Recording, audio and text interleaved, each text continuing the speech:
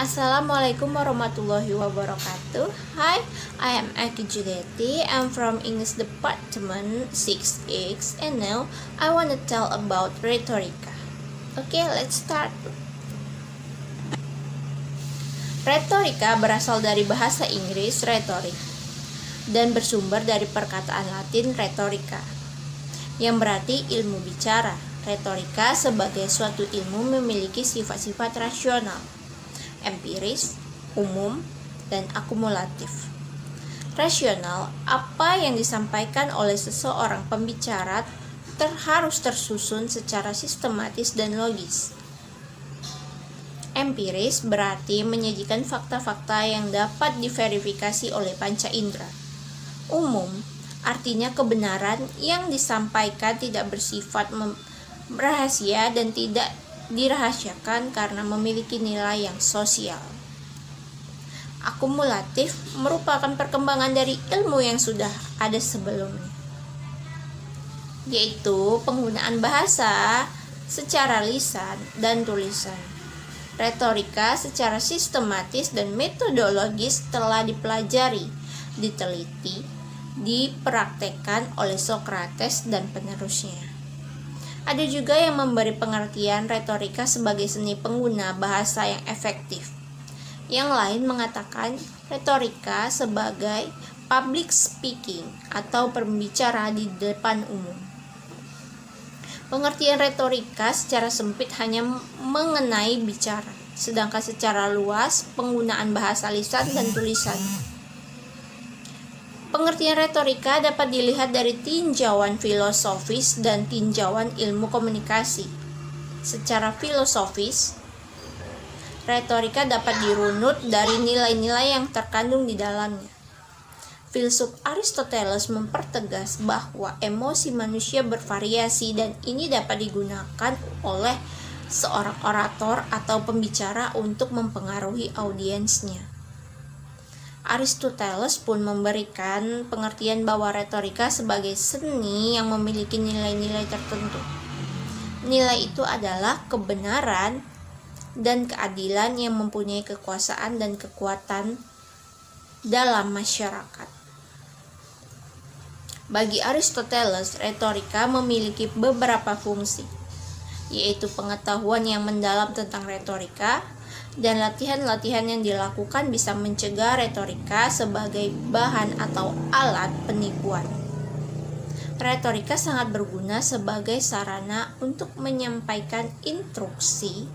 Retorika sama halnya dengan dialektik yang dapat memaksa orang untuk berpikir dan mengajukan pertanyaan. Dalam ilmu komunikasi, retorika dan public speaking tidak terlalu dibedakan pengertiannya. Beberapa pendapat mengemukakan seperti public speaking atau retorika adalah suatu komunikasi tempat komunikator berhadapan langsung dengan massa atau berhadapan dengan komunikan atau audiensnya. Public speaking dan retorika dibedakan dengan komunikasi massa. Alasannya, komunikasi massa adalah jenis komunikasi yang menggunakan media massa, sedangkan public speaking dan retorika adalah komunikasi langsung dengan massa. Public speaking atau retorika digolongkan dalam komunikasi massa. Alasannya, bahwa public speaking dan retorika harus dibedakan dengan pidato-pidato lainnya. Public speaking adalah bentuk komunikasi berupa pembicaraan yang diucapkan seseorang di depan orang banyak atau massa mengenai sesuatu masalah sosial. Public speaking atau retorika memiliki ciri-ciri khusus, yakni public speaking harus diucapkan di depan orang banyak atau massa. Yang menjadi topik dalam pembicaraan adalah menyangkut orang banyak, menyangkut masalah sosial. Public speaking atau retorika tidak mungkin membicarakan masalah perorangan, kecuali masalah tersebut menyangkut orang banyak. Pada dasarnya terdapat perbedaan antara pidato yang diucapkan di depan kelompok kecil atau kelompok terbatas dengan public speaking atau retorika. Pidato di depan kelompok kecil atau terbatas sudah mempunyai nama sendiri-sendiri. Misalnya ceramah, kuliah, briefing, dan sebagainya. Tujuan dari public speaking dan retorika digunakan untuk menyadarkan dan membangkitkan orang banyak untuk mengenai masalah sosial sehingga tidak perlu lagi digunakan suatu uraian ilmiah rasional. Tujuan retorika terutama berusaha mempengaruhi audiens atau komunikan.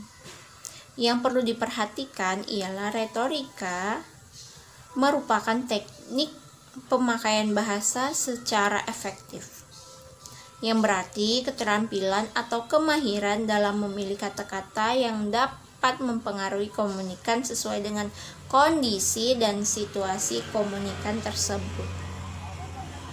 Retorika dan pidato dibedakan sebagai berikut. 1. Retorika diidentikan dengan public speaking, yakni salah satu bentuk komunikasi dengan audiens yang cukup banyak. Bahkan ada yang menggolongkan retorika sebagai komunikasi massa. Kedua, pidato dapat terjadi dalam suatu grup atau communication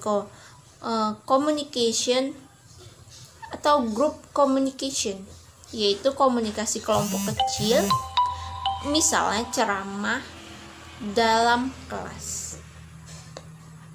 Atau large group ialah komunikasi kelompok yang cukup besar, misalnya pada waktu seseorang memberikan informasi sebelum ada pertunjukan.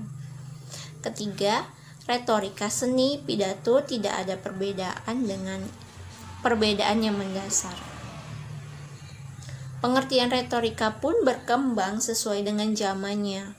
Pengertian retorika dewasa ini mencakup beberapa hal, yaitu prinsip-prinsip mengenai komposisi yang persuasif dan efektif serta keterampilan yang harus dimiliki oleh seseorang ahli pidato atau orator. Prinsip-prinsip mengenai komposisi prosa pada umumnya secara lisan dan tulisan.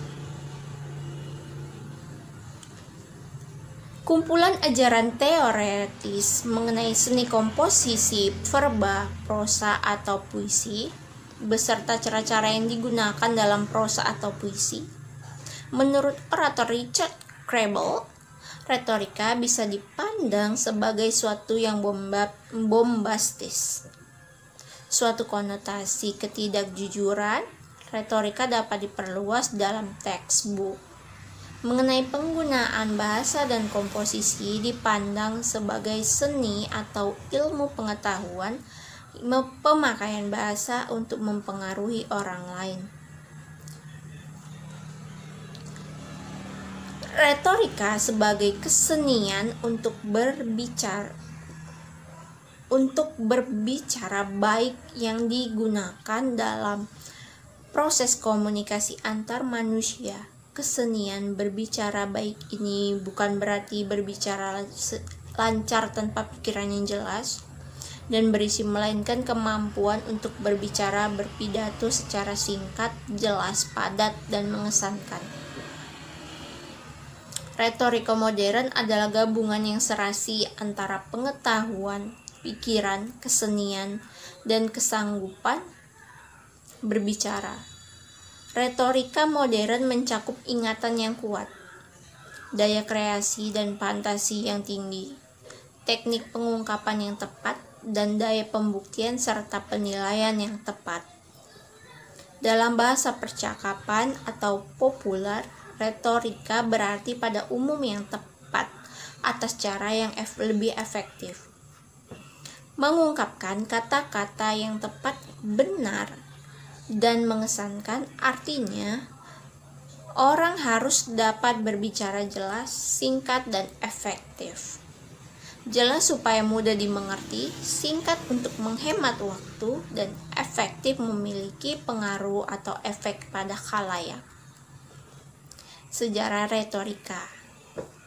Retorika ini sebenarnya sudah ada sejak manusia lahir, namun sebagai seni yang dipelajari dimulai abad ke-5 sebelum Masehi, ketika kaum sofis di Yunani mengembara dari suatu tempat ke tempat lain untuk mengajarkan pengetahuan tentang politik dan pemerintahan dengan penekanan terutama pada kemampuan berpidato.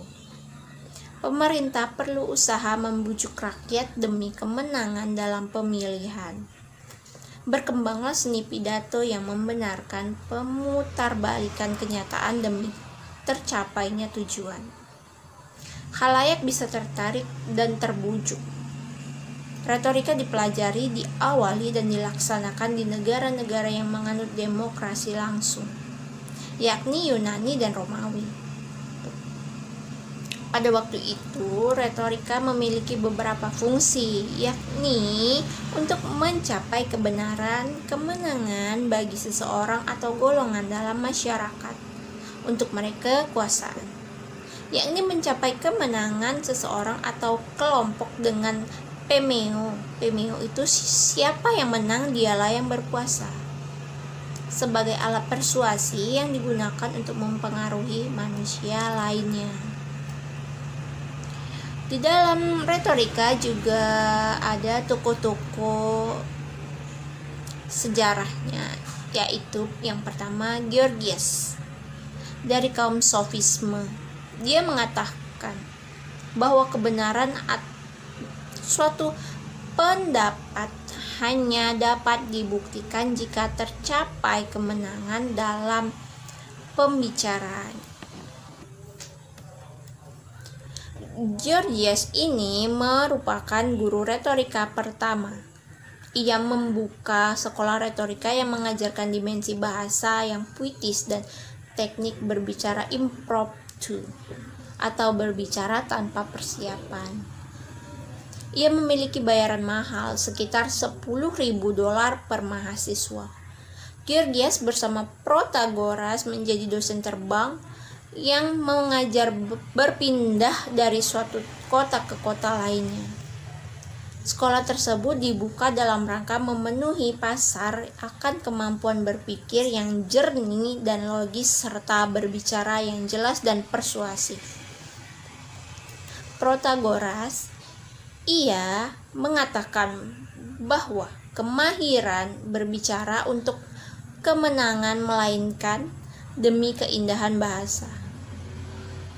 Namun Sokrates menyatakan bahwa retorika adalah kebenaran. Dialog adalah tekniknya. Karena dengan dialog kebenaran dengan timbul dengan sendirinya. Teknik dialog Sokrates mengikuti jalan deduksi untuk menarik kesimpulan-kesimpulan untuk hal-hal yang khusus setelah menyelidiki hal-hal yang berlalu pada umumnya. Metode Sokrates mengenai retorika ini adalah memisahkan pemikiran salah dari yang tepat, yakni dengan jalan berpikir mendalam dan memperhatikan suatu persoalan dengan sungguh-sungguh agar dapat menemukan suatu nilai universal yang ada dalam masyarakat. Nilai ini yang dipergunakan untuk memecahkan persoalan tersebut. Kedua, bertanya dan menyelidiki argumentasi yang diberikan kepadanya dengan harapan dapat membuat suatu definisi tentang apa yang dikemukakan, atau definisi ini berdasarkan hasil penemuan dari masyarakat. Adapun teknik yang digunakan oleh Sokrates ialah berpura-pura bodoh seolah-olah tidak mengetahui sama sekali suatu persoalan, membuat pernyataan berdasarkan apa yang telah diketahui, mengadakan perdebatan. Sokrates dianggap menyimpang karena dialog digunakan untuk mempengaruhi, bukan mengumpulkan fakta atau data. Isokrates, beliau mendirikan sekolah retorika dengan menitik beratkan pendidikannya pada pidato-pidato politik. Menurut Isokrates, hakikat pendidikan adalah kemampuan membentuk pendapat-pendapat yang tepat mengenai masyarakat. Isokrates percaya bahwa retorika dapat meningkatkan kualitas masyarakat. Retorika tidak boleh dipisahkan dari politik dan sastra, akan tetapi tidak semua bisa memperoleh pelajaran ini. Retorika menjadi pelajaran yang elit. Isokrates mendirikan sekolah retorika tahun 391 sebelum Masehi dengan penekanan pada penggunaan kata-kata dalam susunan yang jernih tapi tidak berlebih-lebihan. Rentetan anak kalimat yang seimbang dengan pergeseran suara dan gagasan yang lancar. Sekolah Isokrates menitik beratkan pendidikan pidato-pidato politik atau political oratory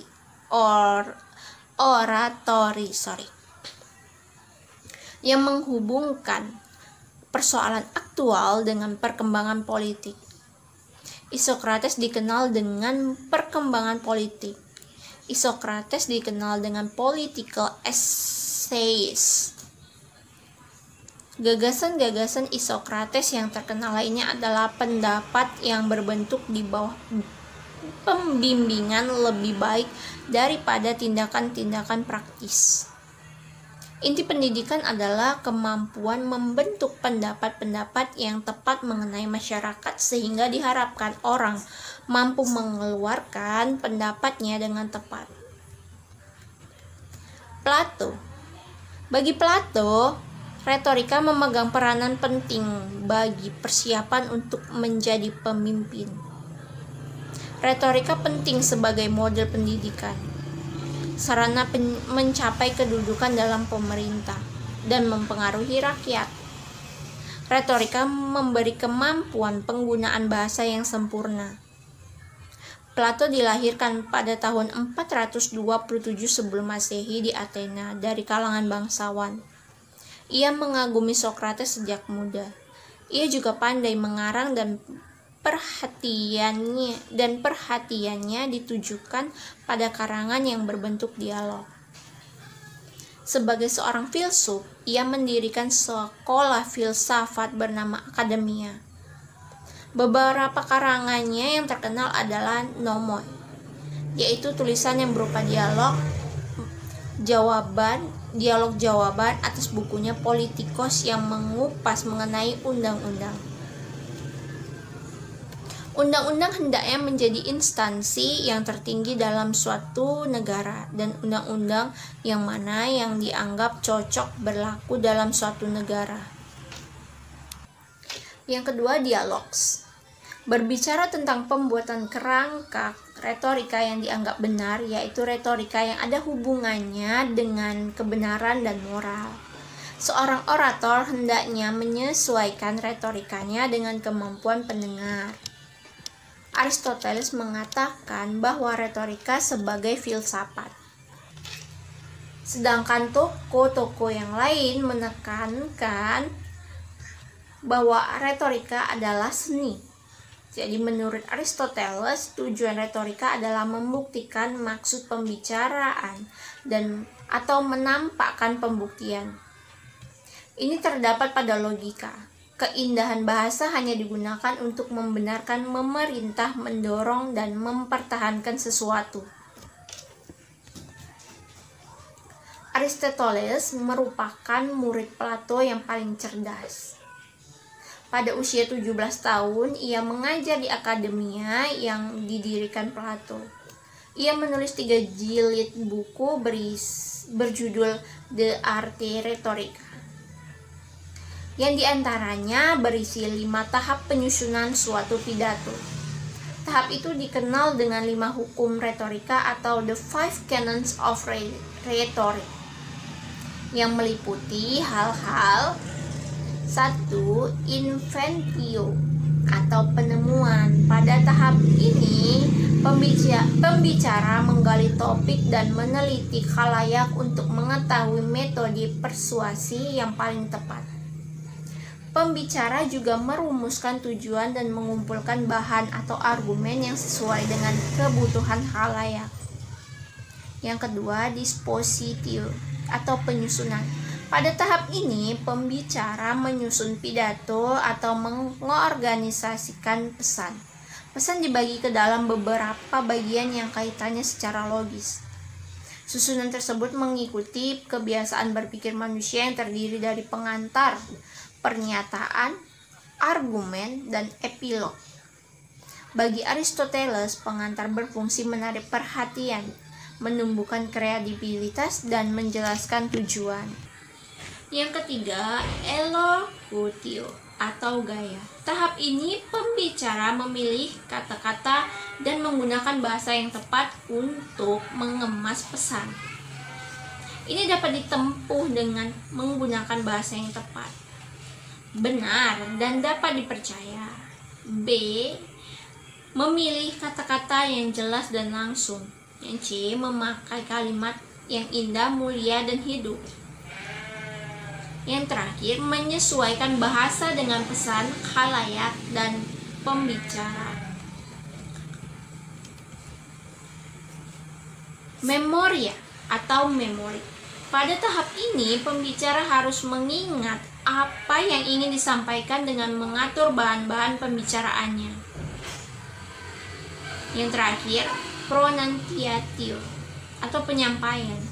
Pada tahap ini, pembicara menyampaikan pesannya secara lisan. Pembicara harus memperhatikan suara dan gerakan anggota badan. Dan menurut Demosthenes, pendapatnya adalah mengenai retorika dalam demokrasi. Ketika demokrasi menjadi sistem pemerintahan, di situ dengan sendirinya masyarakat memerlukan orang-orang yang mahir berbicara di depan umum. Penekanan retorika menurut Demosthenes adalah semangat yang berkobar-kobar, kecerdasan pikiran lain dari yang lain. Sebelum menjadi orator yang terkenal, ia mengalami tekanan batin yang berat dan rasa takut yang besar. Namun berkat ketabahan dalam latihan, ia dapat mengatasi segala kesulitan itu. Demosthenes menjadi pemimpin partai yang anti Makedonia di Athena. Pada waktu itu, seluruh Yunani diajak memberontak terhadap Raja Philippus II dari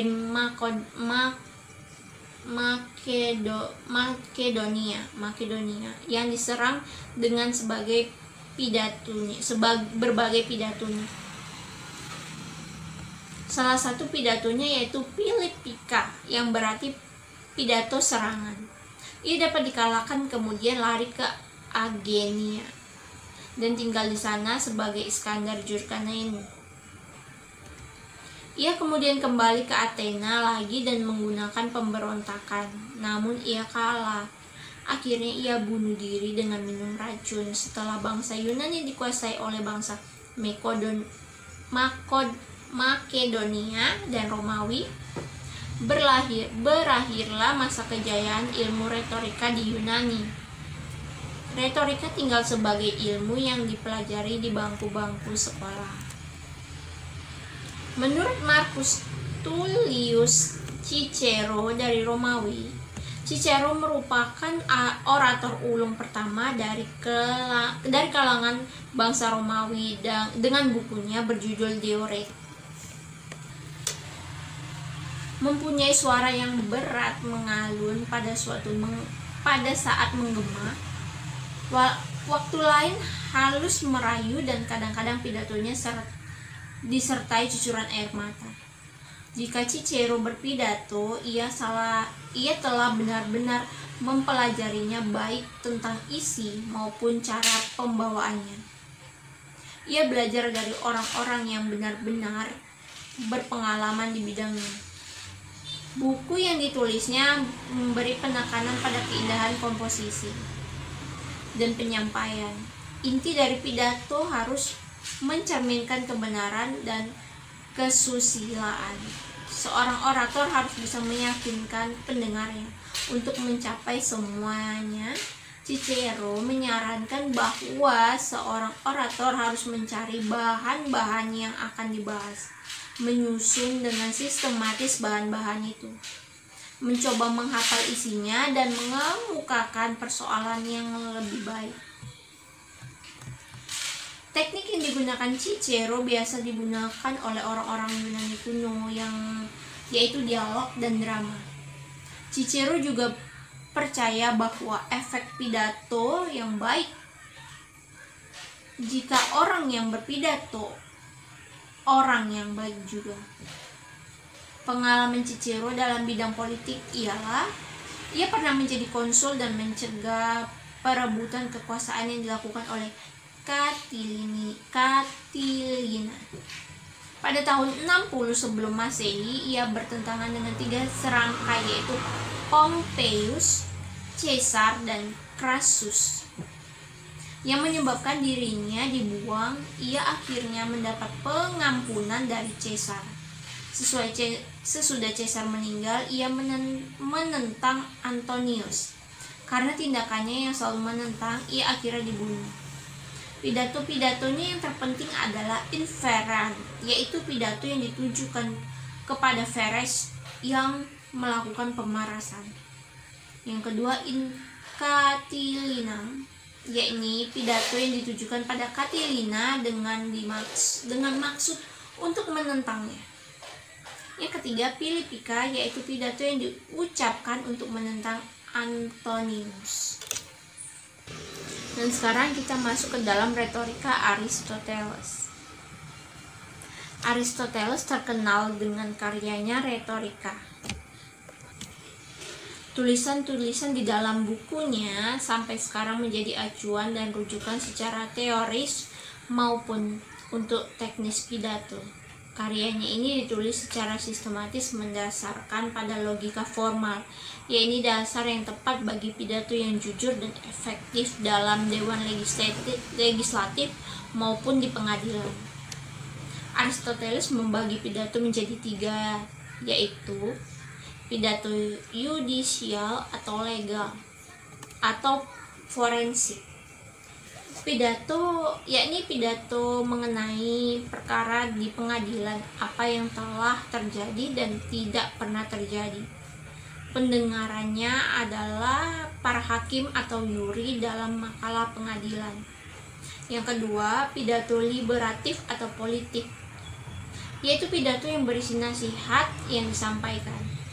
Pendengarnya anggota badan legislatif dan eksekutif.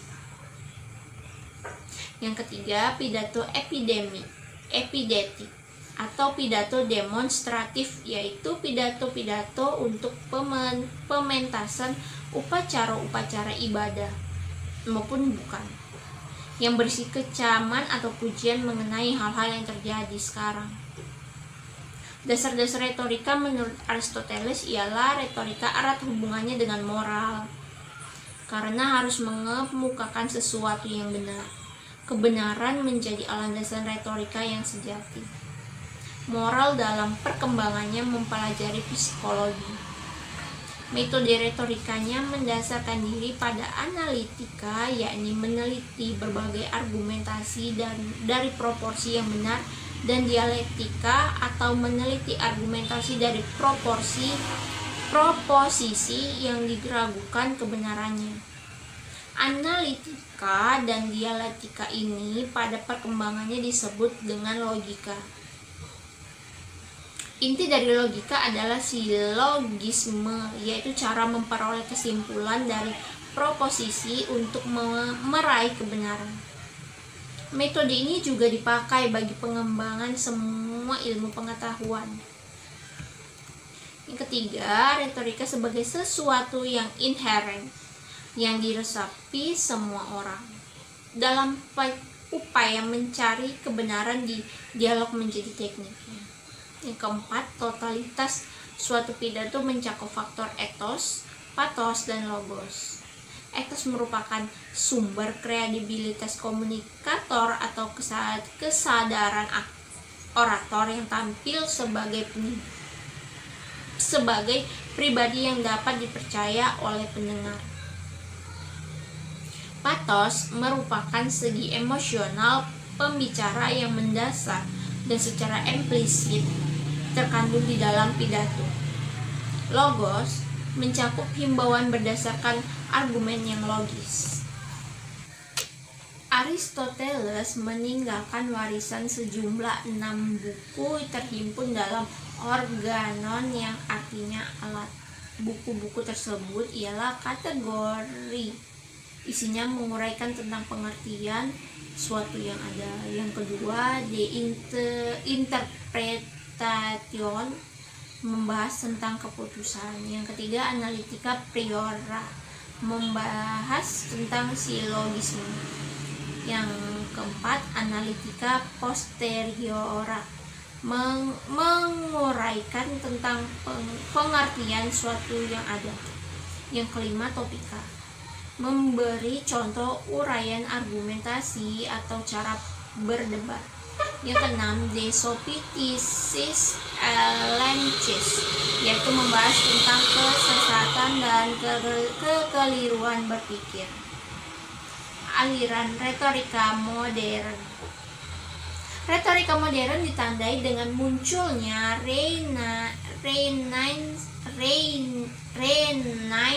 Renaissance atau abad pencerahan sekitar tahun 1200-an. Menurut Jalaluddin Rahmat, ada 3 aliran modern, yaitu 1. Aliran epistemologis. Epistemologis membahas tentang pengetahuan asal-usul, sifat, metode, dan batas-batasan pengetahuan manusia.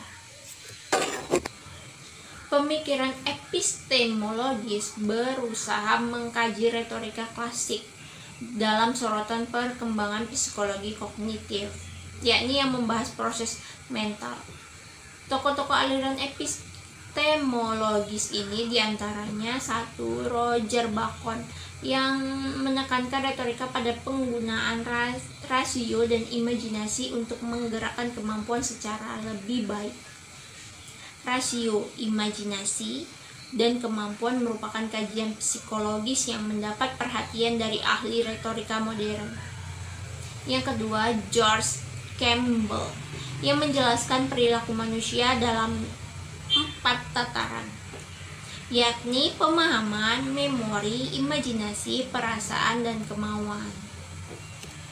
Retorika diarahkan pada upaya mencerahkan pemahaman, menyenangkan imajinasi, menggerakkan perasaan, dan mempengaruhi kemauan.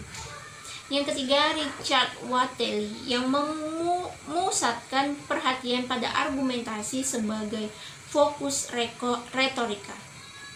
Bagi beliau, retorika harus mengajarkan bagaimana mencari argumentasi yang tepat dan mengorganisasikannya secara baik. Oleh karena itu, menelaah proses berpikir khalayak yang penting. Yang kedua, aliran Belles Lettres. Belles Lettres merupakan maksudnya adalah dalam bahasa Prancis, tulisan yang indah. Retorika Belletris sangat mengutamakan keindahan bahasa, segi-segi estetis pesan, kadang-kadang mengabaikan segi informatifnya. Tokoh aliran ini adalah Huck Blair, yang menulis Letters on Rhetoric and Belles Lettres, yang menghubungkan antara retorika sastra dan kritik, sehingga memunculkan kajian cita rasa, yakni kemampuan untuk memperoleh kenikmatan dari pertemuan dengan apapun yang indah, dan akan senang melihat musik dan tarian yang indah, pemandangan yang indah, pidato yang indah. Cita rasa ini akan mencapai kesempurnaan ketika kenikmatan indrawi dipadukan oleh rasio. Rasiolah yang menjelaskan sumber-sumber kenikmatan. Baik aliran epistemologis maupun Belles Lettres memusatkan perhatian pada persiapan pidato yang meliputi penyusunan pesan dan penggunaan bahasa. Mulailah dengan nada yang paling rendah dan mengeluarkan suaranya yang sedikit saja. Hal ini perlu dilakukan untuk mendiamkan gumaman orang dan untuk menarik perhatian mereka. Gerakan elokusionis banyak dikritik karena berlebihan pada persoalan teknik, sehingga pembicara tidak lagi berbicara dan bergerak secara spontan. Gerakannya menjadi semu. Pada abad ke-20, retorika mengambil manfaat dari perkembangan ilmu pengetahuan modern, khususnya ilmu perilaku seperti psikologi dan sosiologi. Istilah retorika pun bergeser menjadi speech atau speech communication atau oral communication or public speaking. Adapun tokoh retorika abad ini diantaranya itu James Winans yang menggunakan psikologi modern dalam pidatonya. Ia menyarankan pentingnya membangkitkan emosi melalui motif-motif psikologi pada khalayak, seperti kepentingan pribadi, kewajiban sosial, dan kewajiban agama. Winas menekankan pada cara berpidato yang bersifat percakapan dan pemahaman terhadap teknik penyampaian pidato. Yang kedua, Charles Henry Wohlbarth yang memandang speech communication sebagai ilmu tingkah laku.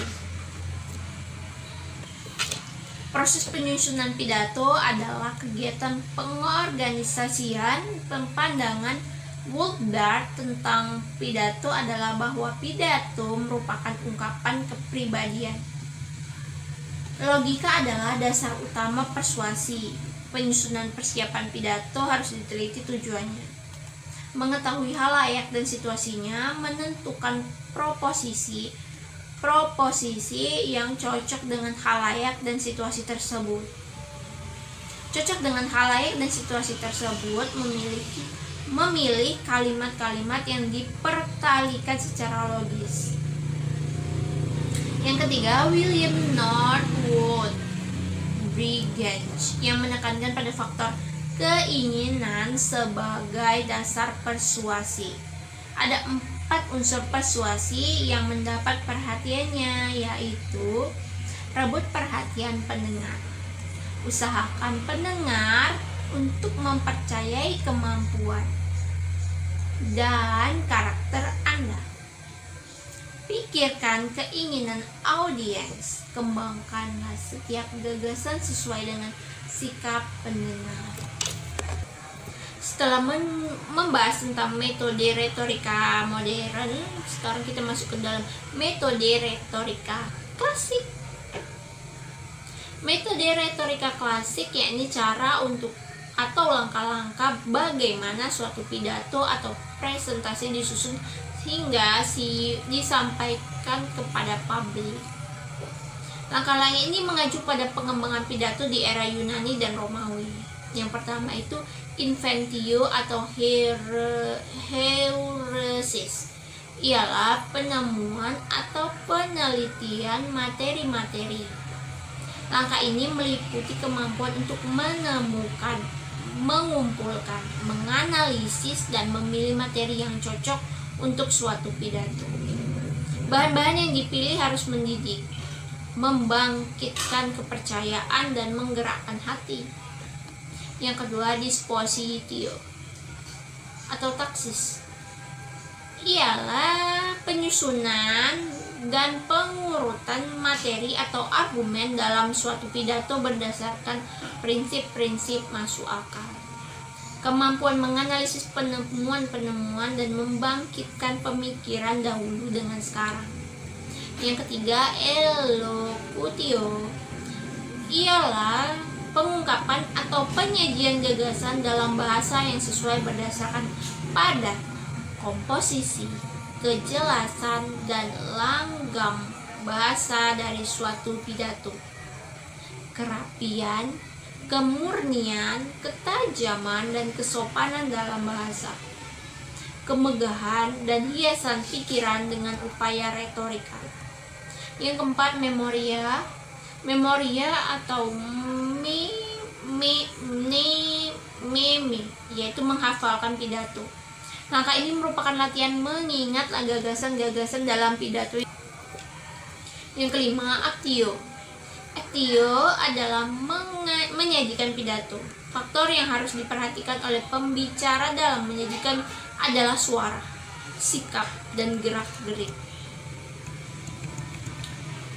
Ada pula sistematika penulisan retorika klasik, yaitu gaya penulisan pada era Yunani dan Romawi ini mengacu pada apa yang telah dilakukan Aristoteles, Cicero, dan Quintilianus,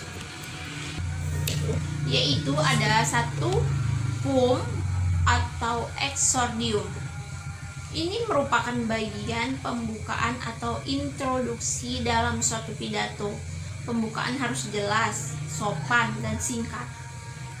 Yang kedua, narratio. Narratio adalah suatu pernyataan mengenai kasus yang dibicarakan. Narratio mengandung pernyataan mengenai fakta-fakta awal yang jelas, dipercaya, singkat, dan menyenangkan.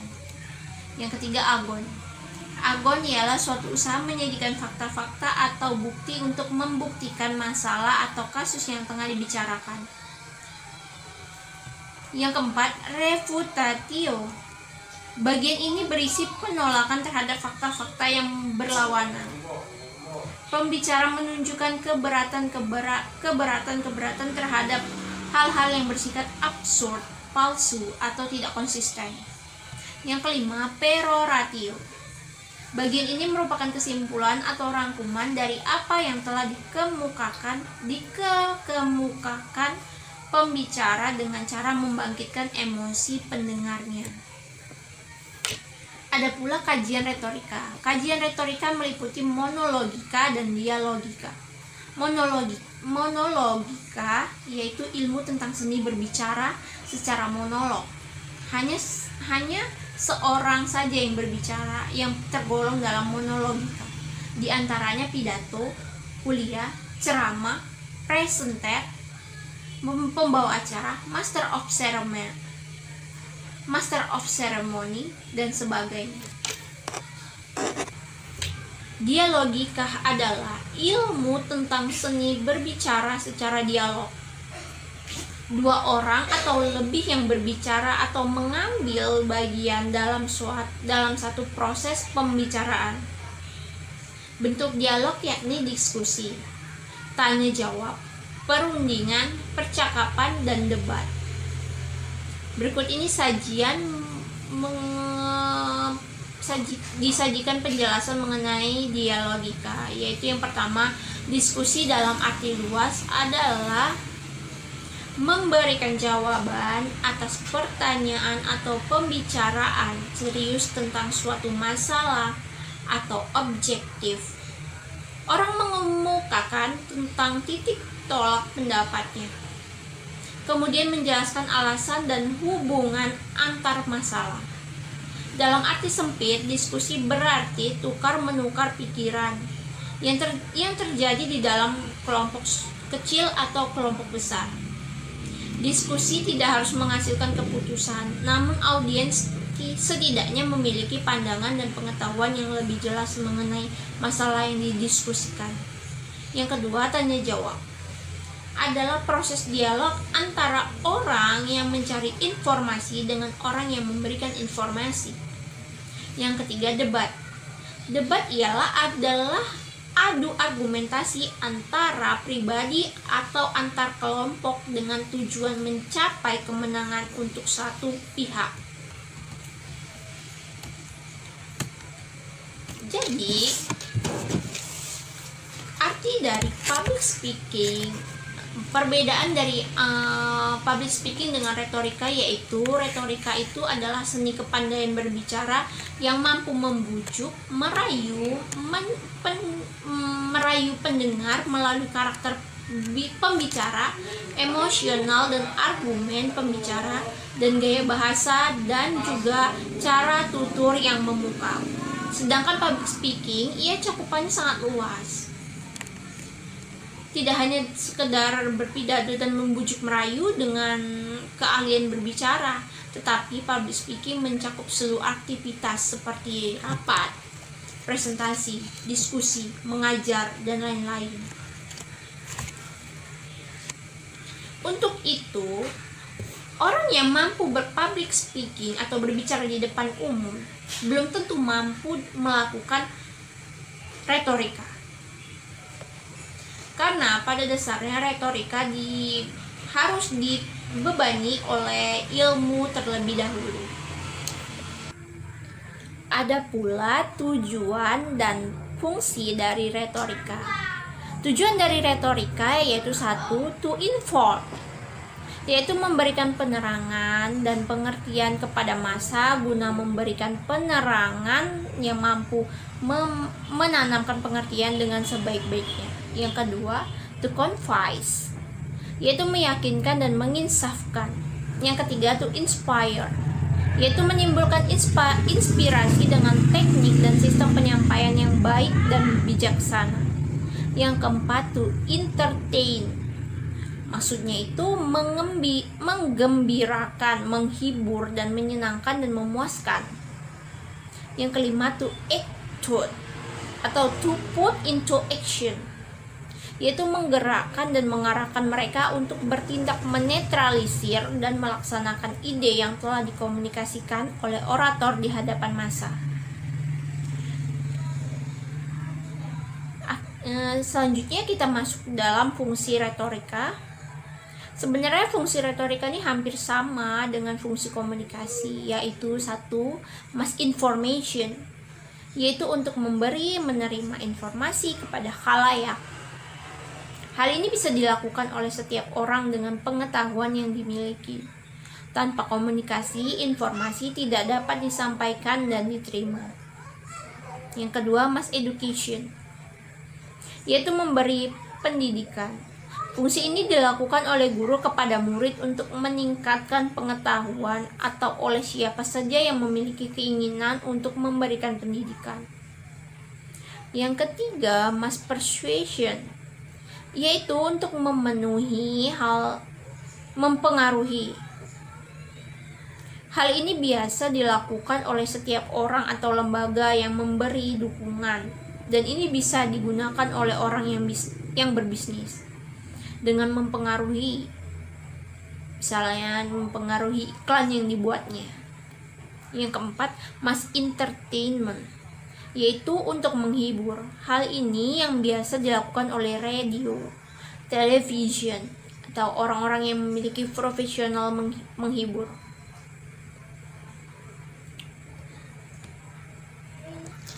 Adapun 5 manfaat yang akan kamu dapatkan setelah kamu belajar retorika, yaitu 1, membuatmu pandai dalam merangkai kata saat berbicara di depan umum. Seperti yang banyak orang ketahui, bahwa retorika adalah seni dalam berbicara atau berpidato, maka sudah pasti orang yang mendalami retorika dengan penuh keseriusan akan memiliki kemampuan atau kecakapan dalam berbicara. Kemampuan berbicara di muka umum tentunya akan sangat bermanfaat bagi kehidupanmu. Karena dengan kemampuan tersebut, kamu bisa memberikan pengaruh bagi sekitarmu hanya dengan rangkaian kata yang kamu susun. Kemampuan tersebut tentunya bisa kamu manfaatkan apabila kamu berada pada posisi yang sebagai pencari suara massa, seperti politikus, orator mahasiswa, bahkan seorang manajer yang mencari suara dari para direksi. Oleh karena itu, mulailah untuk bersahabat dengan retorika dan mulailah berinteraksi dengan buku-buku retorika. Yang kedua, memahami pentingnya intonasi dalam berbicara dengan orang lain. Terkadang ada orang yang membicarakan topik kesedihan maupun kebahagiaan dengan ekspresi datar sehingga pesan yang disampaikan tidak bisa membekas di hati. Target audiensinya kadang tidak tersampaikan. Kadang ada juga yang berbicara terlalu cepat tepat dan nampak seperti komentator sepak bola. Tentunya kebiasaan ini akan membuat pesan yang kamu sampaikan menjadi tidak berkesan.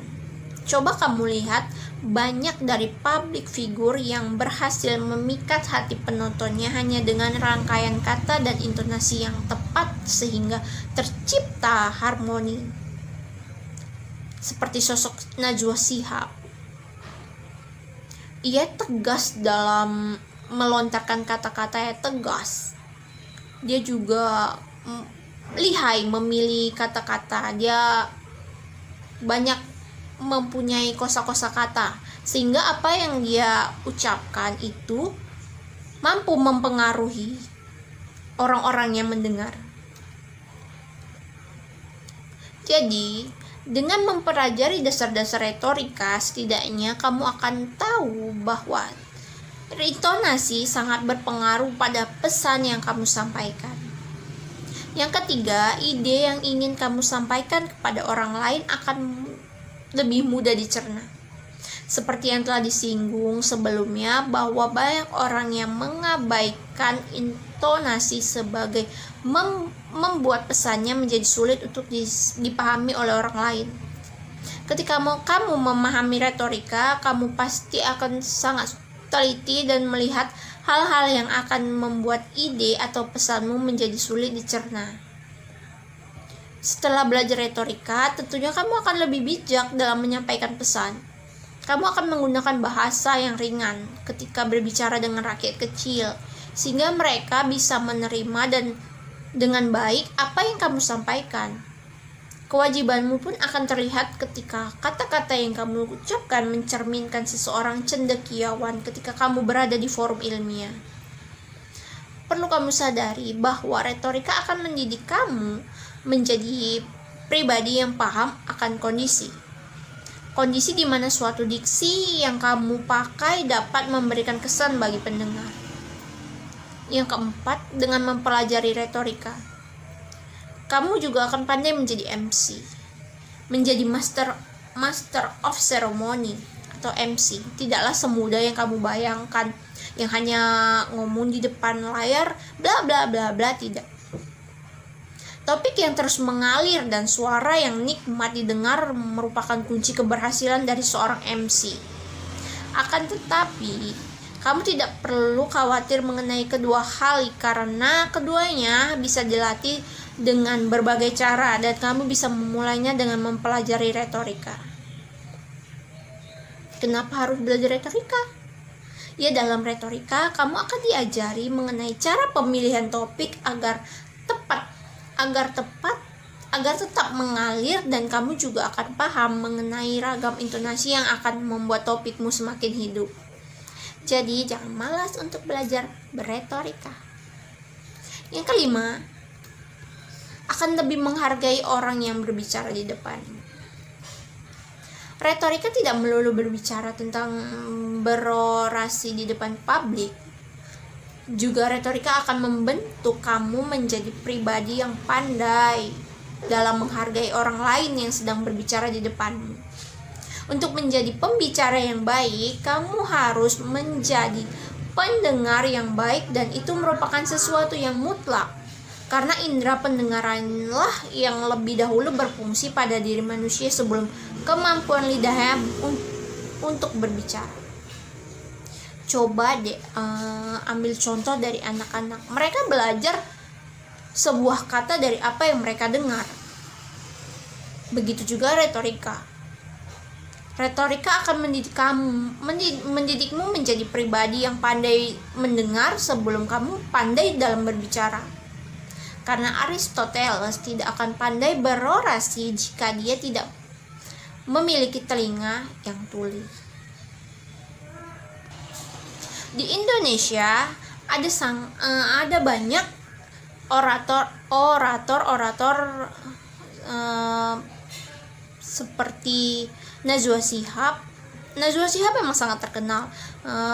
Yang lalu Mary Riana itu dia memiliki intonasi yang tepat, bahasanya halus, namun semua orang yang mendengarkan apa yang ia bicarakan itu akan terhanyut olehnya dan mengikuti apa yang ia ucapkan. Dan itu adalah salah satu contoh dari retorika yang memang harus kita contoh untuk